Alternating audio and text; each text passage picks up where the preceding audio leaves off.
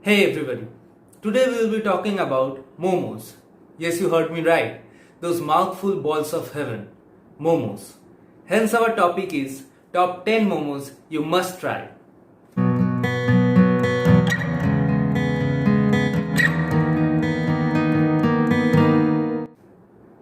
Let's start with the origin of momos. Momos are of Tibetan origin. The word momo has been derived from mok, which roughly translates to filled dumplings.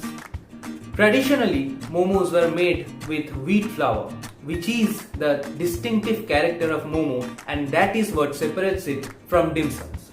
Like that, we can clear the misconception that momos are dim sums, but all types of dim sums are not momos.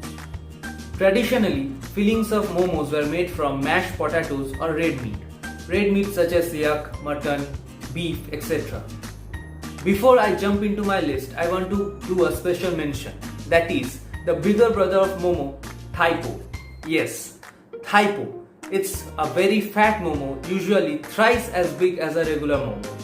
And it has a very thick outer layering which makes it scrumptious outside since it is baked for a larger amount of time, and the innards are more juicy than any other typical momo, and that makes it a wholehearted meal for somebody. Like that, only 2 Thaipos can be substituted for a whole plate of momos. Today I will be categorizing my types of momos on the way they are prepared or cooked, and not on the basis of the fillings used in them, because most of the things we like can be used as the fillings for momos, and that's the speciality of momo. You can use anything you like as its filling. Number 1. Steamed momo. Yeah, the healthiest form of momo. It's so healthy that it can be substituted for salad or any appetizer we have in a general day.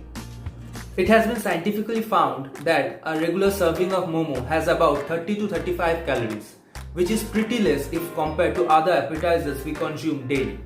Hence, I would recommend you to have steamed momos whenever you want to have momos. Some of my favorite steamed momos are of chicken, prawn and pork. Try them and let me know how you liked it. By the way, I thought it would be interesting for you to know that every shape and kind of momo has a specific name of it. Number 2. Fried momos. Well, they are fried and not steamed. They can either be glazed or deep fried. As since it's fried, the outer layer has a crispy touch to it, and hence it makes it more delicious to have. Usually, fried momos are tossed in sauces or spicy oils before serving. Szechuan fried momos and garlic sauce fried momos are one of my top picks. Number 3. The middle ground between steamed momos and fried momos. Kothey momos, that is pan-fried momos. As I said, it's the middle ground. You could have guessed that a side of it is fried and the other side is steamed. Now how can we do that? Steamed momos are taken and then fried in a pan, so just one side of them is lightly fried.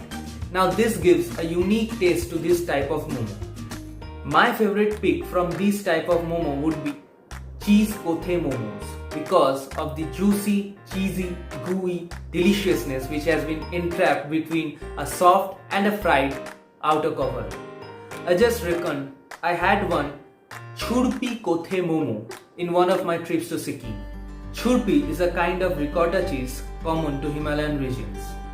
Now coming to number 4, soup momos, or better known as Jhol momos. These are momos dropped into savory soups, and these soups are used instead of achars or sauces which we see in other types of momos. This type of momos originated from Nepal.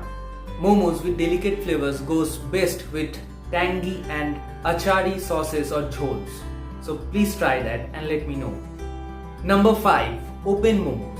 This has originated from Kathmandu. Now these are momos with visible fillings. These are typically made due to their aesthetic appeal, and the typical way of eating them is pouring over the sauce on the top of the momo and having it in one bite. By the way, I forgot to mention about the sauce. The sauce is traditionally made with garlic, tomatoes and chilies. A hot dipping sauce is generally a must for any type of momos. Number 6. Buckwheat momos. Well, we know that wheat is used to make momos, but what if we use buckwheat instead of it? Well, buckwheat can be considered as the most healthy alternative of wheat momos. Buckwheat flour or ground groat have 4 times more fiber than regular wheat or whole wheat and also contains manganese and magnesiums. Nutrients like this helps in developing our metabolism and keeping a good health. So, figure conscious and health conscious people can opt for buckwheat momos.